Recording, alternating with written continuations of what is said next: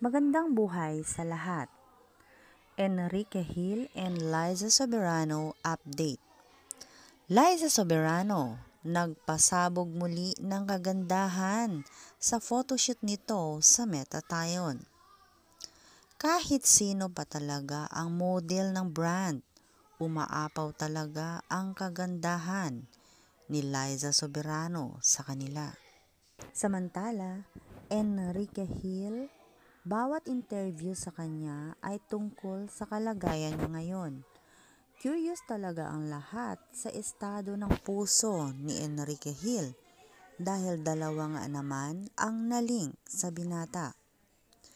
Pero clear na ang lahat. Nilinaw na ng binata na wala talaga siyang naging girlfriend mula nag-break sila ni Liza Soberano. Pero inamin nitong open siya sa lahat. Ayon sa kanya, darating din yun, malay natin ngayong 2026. Ayon sa mga fans, sana si Liza pa rin sa huli. Don't worry Kenito, the right person will come at the perfect time. Ano sa palagay nyo guys? Ano ang opinion nyo dito? Just comment down. Thank you.